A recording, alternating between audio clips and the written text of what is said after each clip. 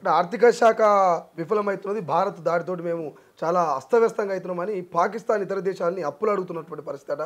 ఇప్పటికే నీళ్ళు ఆపినాము, అక్కడ సంక్షోభం స్టార్ట్ అయింది. అయినప్పటికీ కూడా యుద్ధానికి కాలు దూకుతున్నది పాకిస్తాన్. సో విదేశాల నుంచి ఏమైనా అప్పులు పుట్టే అవకాశం సిప్ప పట్టుకొని ఉరికినాడు కూడా సిప్ప పట్టుకుని ఎవరు రూపాయి వేసే పరిస్థితి లేరు. అంతే అంటారు. వీళ్ళ వెకిలి చేష్టలు గాలి అది పాల్గాం దగ్గర వాళ్ళెవరో అది విహారయాత్రకు పోతే వాళ్ళను హిందువా ముస్లిం కాల్చి చంపినంటే ఎంత దుర్మార్గం అది.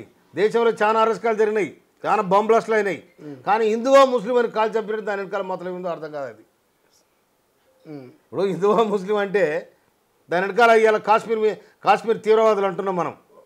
పాకిస్తాన్ అలా దొరబడి పాకిస్తాన్ ట్రైనింగ్లు తీసుకొని వచ్చి కాశ్మీర్ ఇంకా అలదరి 370 చట్టం తీసేసినామని ఇలా మోడీ గారు చెప్తా ఉన్నారు.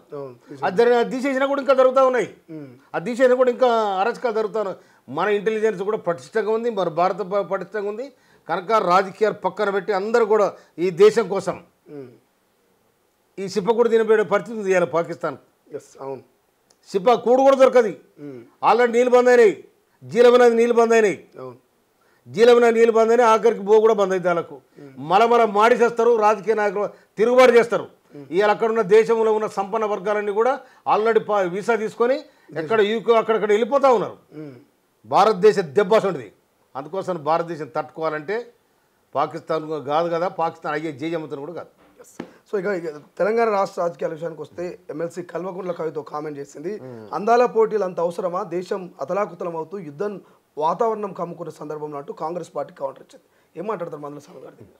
వాళ్ళే కాక వికలం అయిపోయారు, ఆగమాగం అయినరు.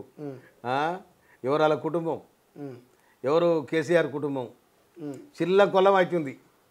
చిల్లంకొల్లం ఆ కేసీఆర్కి వచ్చింది ఇప్పుడు తిప్పలు పాపం. ఈ అమ్మని దేశాన్ని ముఖ్యమంత్రి పదవి లేదు కానీ ఈ ముగ్గురితో ఉందిరా నాకు కష్టం అనుకుంటున్నాడు. కొడుకు, బిడ్డ, అల్లుడు. ఈ దేశం ఏడన్నా పోని వాళ్ళకి ఇప్పుడు ఈ బాధ ఉంది. ఏనా ఈ బాధ కొట్టొచ్చినట్టు పాపం వాళ్ళు చంద్రమ అందరూ అవుతా ఉన్నారు. పాపం కవితమ్మకి ఏమని చెప్పు, కవితమ్మకు ఇవన్నీ ఎంత దూరం అందాల పోటీ ఇప్పుడు పెట్టింది కాదు, లేకపోతే యుద్ధంతో సంబంధం కూడా లేదు. ఎప్పుడో డిక్లేర్ చేసి సీఎం గారిని 3 నెలలన్నా 4 నెలల కింద. అగ్రరాజ్యాలు ప్రపంచ దేశాలు కూడా ఇలాంటి ఈవెంట్స్ చేస్తారు కాబట్టి మనం కూడా ఈ తెలంగాణలో చేయాలని చెప్పి ఆనాడు దాన్ని డిసైడ్ చేయడం జరిగింది. ఇవాళ చేస్తలేరు కదా. అందుకోసమైనా కవితమ్మకు వాళ్ళ గోస వాళ్ళకు ఉన్నది, వాళ్ళ తిప్పలు వాళ్ళకు ఉంది. వినవా? అందుకోసమనే 3 ఎట్లున్న సంసారం కష్టమంట, 5 ఎట్లున్న సంసారం కష్టమంట, 2 ఎట్లుంటే అరక, 2 ఎట్లుంటే అరక దుంతాయి, 3 ఎట్లుంటే ఇంకో దానికోసం పెద్ద ఇబ్బంది అయింది. ఇప్పుడు మూడెట్ల పంచాయతీ ఈయన 3 ముక్కల పంచాయతీ నడుస్తుంది. వాళ్ళది ఏం చేస్తాం, వాళ్ళ కోసం వాళ్ళకుంది. ఈ అందాల పోటీతో నీకేంది ఆగమాగా చేసారు. తెలంగాణలో బస్సు పట్టించారు, 7 లక్షల కోట్ల రూపాయలు అప్పు చేసిండ్రు. అవునా? మొత్తం తిన్నారు, మేసిరు, కూసురు, అవతల పడ్డారు. ఇవాళ అందాల పోటీలు ఏంది, అది ఏంది, ఇది ఏందని వాళ్ళు రకరకాలుగా మాట్లాడుతూ ఉన్నారు. వాళ్ళు చేసిన అప్పులు కట్టలేక ఇవాళ రాష్ట్ర ప్రభుత్వం ఇబ్బంది ఉంది. అయినా కూడా అన్ని సరి చేసుకొని ఈ రాష్ట్ర ప్రభుత్వానికి ఇచ్చిన మాట ప్రకారం ఏం చేయాలనో అన్నీ కూడా చేస్తూ ఉంది రేవంత్ రెడ్డి సర్కార్. సో కాంగ్రెస్ పార్టీ, ముఖ్యమంత్రి రేవంత్ రెడ్డి కొంత మనం చూసినాం ఆర్మీకి సంఘీభావం తెలుపుతా ఉన్నారు. అవసరమైతే మా ఎమ్మెల్యేలకు సంబంధించిన జీతాలు, నా జీతం మొదటిగా నేనైతే డిఫెన్స్కి ఇస్తా ఉన్నా, ఎమ్మెల్యేలు ఇష్టం ఉంటుంది కూడా వాళ్ళతో కూడా జీతాలు ఆర్మీకి మేము డొనేట్ చేయడానికి సిద్ధంగా ఉన్నాం, విరాళంగా ఇవ్వడానికి అని చెప్పేసి ముఖ్యమంత్రి గారు 100% సీఎం గారు ఆదేశిస్తే ఒక్క నిమిషం కూడా మేము లేట్ చేయం. బాజాప్తా మా బతుకులో ఒక భాగం దేశం, దేశంలో మేము బతున్నాం. ఈ దేశం మనది, ఈ దేశం భారతదేశం, భారత పౌరులం మనం, దేశం కోసం సైన్యం కొట్లాడుతుంది. ఏ అవతరణ కోసమైనా కూడా మనం అవతరం కూడా 71లా చెప్పేది. నువ్వు 71 దేశంకి యుద్ధం జరుగుతున్న సందర్భంలో వరి మోపులు కూడా మోసిన మేము చిన్నపిల్లగాలు ఆనాడు. వరిసేనుకు వస్తుంటే కూడా మోపును మోసి ఆనాడు సేకరించి మేము అది ఎక్కడ పంపాలో అక్కడ పంపిన మా సార్లు ఆయన.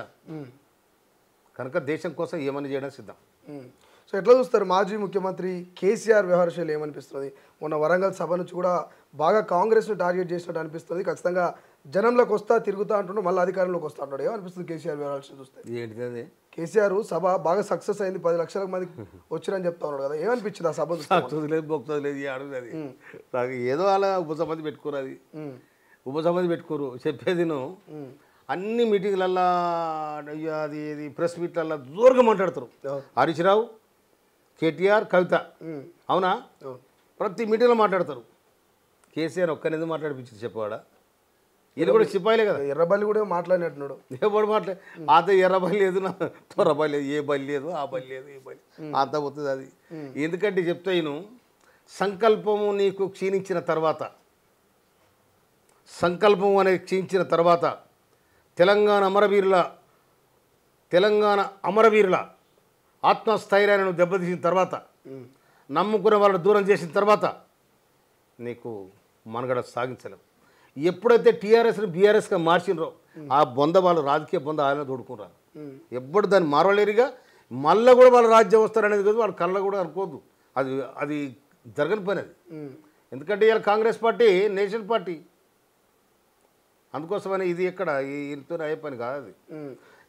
కేసీఆర్ ఆడ తిరుగుతారు పాపం, ఆయన కోసం ఆయనకు ఉంది. ఆయన ఆ బిడ్డది ఒక తలకాయ నొప్పి, కొడుకుది ఒక తలకాయ నొప్పి, అల్లుంది ఒక తలకాయ నొప్పి, బొచ్చిన మంది అల్లుండ్రు కేసీఆర్కు. వినవా? ఎవరి కథ ఏముందో మరి ఏమని చెప్తాం చెప్పు పాపం, వాళ్ళ కోసం వాళ్ళకి. ఎట్లా చూస్తారు కాంగ్రెస్ పార్టీ ఇచ్చినటువంటి హామీలు నెరవేరని అనుకుంటున్నాం మందిర స్వామి? ఎందుకంటే మొదదాకా మీరు చెప్పినటువంటి ఫ్రీ బస్ కావచ్చు, కరెంట్ కావచ్చు, గ్యాస్ కావచ్చు, ఇవన్నీ కొన్ని ఇంప్లిమెంట్ అవుతున్నాయి. ఇంకా కొన్ని ఇంప్లిమెంట్ కాని ఉన్నాయి. తులం బంగారమో లేకపోతే 2500 ఇట్లాంటివి ఉన్నాయి. సో దీన్ని ఎక్కువ ఫోకస్ చేస్తున్నది ప్రతిపక్షము, విపక్షాలు. ఎట్లా చూస్తారు? ఇంకొక మాట, 9 సంవత్సరాలు 6 నెలలు రాజ్యం ఉండాలి, 10 ఏళ్ళు అనుకో రాజ్యంలో ఉండరు. రాజ్యం అంతా వాళ్ళదే. అప్పు చేసిందంతా సప్పు చేసిందా మేము బయట ఉన్నాం మాకు తెలియదు. ప్రజలు ఎప్పుడైతే వాళ్ళని తిరస్కరించినరో మేము ఎంటర్ అయినాం దేశానికి. ఏది? రాజ్యాధికారానికి. పరిపాలన అధికారం వచ్చింది కాంగ్రెస్ పార్టీకి. ఇప్పుడు అలా పోయి చూసినాక ఏ కుండలు ఏముంది, ఏ గుమ్మిలో ఒడ్డున్నాయంటే ఏమి లేవు. మొత్తం లూట్ చేసిరు. నాకపోయిరు మొత్తం 7 లక్షల కోట్లు అప్పు చేసిరబ్బా. చేసి ఇప్పుడు అది పూడ్చడానికి నీకు ఎన్నికల సందర్భంగా కాంగ్రెస్ పార్టీ ఇచ్చిన హామీలు ఒక్కటొక్కటిగా ఇలా వాళ్ళే చెప్పారు. దళిత ముఖ్యమంత్రి అన్నాడు, 3 ఎకరాల భూమి అన్నాడు, అవునా? అది ఎక్కడో మూలకు పడేసారు. మళ్ళీ ఇవన్నీ తీసుకొచ్చి ఏం చేస్తలేరో అనే కాడికి మాట్లాడుతారు. కానీ వాళ్ళు నిరాశ నిస్పృహలో ఉన్న వాళ్ళు. ఎందుకంటే రాజ్యం బాయ్, కుర్చీ బాయ్, ఎక్కడెక్కడ ఊరలు తెత్తి ఒక చెట్లు బాయ్, ఒక చెట్టు గుట్టలు బాయ్ పట్టబట్టే, ఒకడు అట్లా ఇట్లా ఈ అమ్మ మనము కట్టక ఒక బ్రిడ్జ్ కడితే అది కూలిపాయ. మన ఇల్లు మనం కూలగొట్టుకుంటుంది, సోకులో ఉంటుంది అనుకుంటే అది బొర్రబడ్డది. ఆ బొర్రె చూసి ప్రపంచం అంతా ఏం మనలే అంటుండ్రు. నేషనల్ డ్యామ్ సేఫ్టీ కమిటీ కూడా వాళ్ళు కూడా అథారిటీ వాళ్ళు కూడా నివేదిక ఇచ్చారు ఇది పనికిరాదని. ఎక్కడ ప్రతిష్ట? ఇవాళ నాగార్జున సాగర్ డ్యామ్ కట్టిండ్రు, దాదాపు 70 ఏళ్ళు అవుతుంది, గీత నెరేబట్లే. శ్రీశైలం డ్యామ్ కట్టిండ్రు, గీత నెరేబట్లే. దూరాలు కట్టిండ్రు, గీత నెరేబట్లే. అవునా? వీళ్ళు కట్టింది ఏంటిది?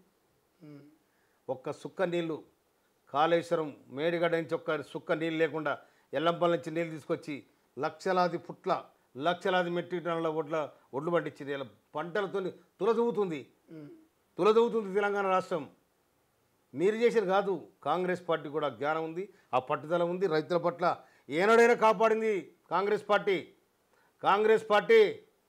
దేశ స్వాతంత్రం తర్వాత అధికారానికి వచ్చిన తర్వాత జవహర్లాల్ నెహ్రూ 5 సంవత్సరాల పంచవర్ష ప్రణాళికలు వేసుకొని ఈ దేశ అభివృద్ధి ఎట్లా జరగాలి, పారిశ్రామిక విధానం ఎట్లా జరగాలి, వ్యవసాయ రంగం ఎట్లా జరగాలి, ఈ నీటిపారుదల రంగం ఏ విధంగా ఉండాలని, అన్నీ కూడా సంక్షేమ విధానాలు ఏ విధంగా ఉండాలని అన్ని ప్రణాళికలు చేసుకొని ఈ దేశాన్ని ముందు వరుసను నిలబెట్టిందంటే కాంగ్రెస్ పార్టీ. ఇంకోటి మొన్న మన్మోహన్ సింగ్ మన కళ్ళ ముందు ప్రధానమంత్రి అయ్యిండు 2004లో. కోట్లాది మంది భారతీయులు, కోట్లాది మంది పేదలు, వాళ్ళకు కూడా పని భద్రత కల్పించాలని చెప్పి మహాత్మా గాంధీ జాతీయ ఉపాధి పథకాన్ని ఇలా ప్రవేశపెడితే ఇవాళ ఎండల పొద్దుగాల 6 గంటలు లేచి దాదాపు ఊరు మొత్తం కూడా ఆ పనిలోకి పోతూ ఉన్నారు. వాళ్ళకు 200, 300 వస్తే వాళ్ళకు ఇంత పని దొరుకుతుంది. ఇవాళ బీజేపీ ఏం చేసింది చెప్పు? బీజేపీ ఏం చేసింది? బీజేపీకి దేశానికి చేసింది చెప్పండి, ఈ ప్రజలకి చేసింది చెప్పండి. కనుక యుద్ధ రంగంలో కూడా దేశాన్ని రక్షించింది కాంగ్రెస్ పార్టీ, ప్రజలు రక్షించిన పార్టీ కాంగ్రెస్ పార్టీ, ప్రాజెక్టులు కట్టింది కాంగ్రెస్ పార్టీ, బడుగు బలహీన వర్గాలకు దగ్గర తీసుకొని భూములు ఇచ్చి ఇల్లు కట్టి ఇవాళ కేసీఆర్ 10 ఏళ్ళు వేలిండు. ఎవరు ఇల్లు కట్టించడు? ఇల్లు కట్టి కుప్పకూలిపోతా ఉన్నాయి. ఇవాళ మీరు కట్టించింది ఊళ్ళలో బొందలగడ్డలు శ్మశాన వాటికలు వైకుంఠధామాలు. ఇవాళ కాంగ్రెస్ పార్టీ ఇందిరమ్మ ఇల్లు కట్టిస్తుంది 5 లక్షల రూపాయలు ఇచ్చి. మీరు ఎంక్వైరీ చేయండి. అందుకోసం కాంగ్రెస్ పార్టీ కొన్ని నిబద్ధత ఉంది. 1 గంట లేట్ అయినా కూడా అన్నిటి కూడా ఒక్కొక్కటి కూడా పరిష్కరించే బాధ్యత కాంగ్రెస్ పార్టీ తీసుకుంది. రేవంత్ రెడ్డి గారి ప్రభుత్వం నిబద్ధతను పనిచేస్తుంది. ఎట్టి పరిస్థితుల్లో ప్రజలకు ఇచ్చిన హామీ నెరవేరుస్తానని కూడా చెప్తున్న సందర్భం. ప్రపంచంలో ఏ మూల ఏ క్షణం ఏం జరుగుతుందో వేగంగా తెలుసుకోవడానికి తొలి వెలుగు వాట్సాప్ ఛానల్ని ఫాలో చేయండి.